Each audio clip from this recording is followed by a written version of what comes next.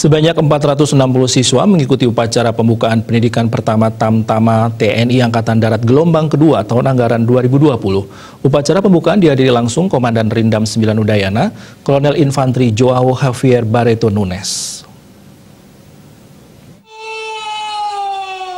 Berlokasi di lapangan hitam Chandra di Muka Secata Rindam 9 Udayana Singaraja, Komandan Rindam 9 Udayana langsung membuka upacara pembukaan di hadapan 460 siswa. Sebelumnya, berbagai tahapan seleksi dilakukan hingga terpilih 460 siswa yang dilatih oleh para instruktur di bawah Komando Komandan Satuan Pendidikan Secata Rindam 9 Udayana, Lektol Buhari Q, selama 5 bulan.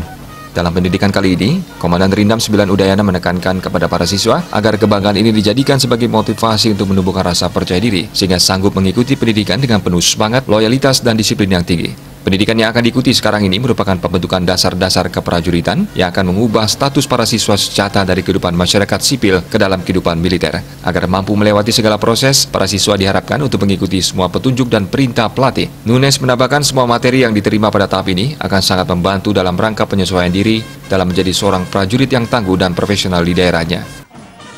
Saya membuka pendidikan pertama Catam di Rindam 9 Udayana.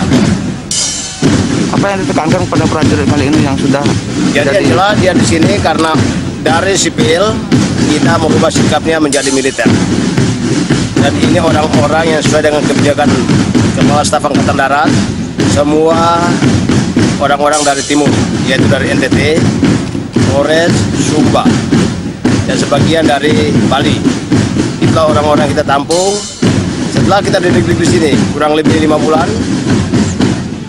dilanjutkan kembali ke daerah masing-masing untuk membangun daerahnya. Ini total berapa orang? Di sini sementara 460 orang.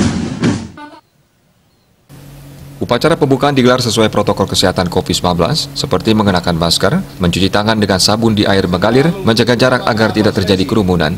Kegiatan tersebut turut dihadiri oleh sejumlah tamu undangan dan pejabat penting di jajaran Makodam 9 Udayana, serta Rindam 9 Udayana. Komang Yuda, Bali TV.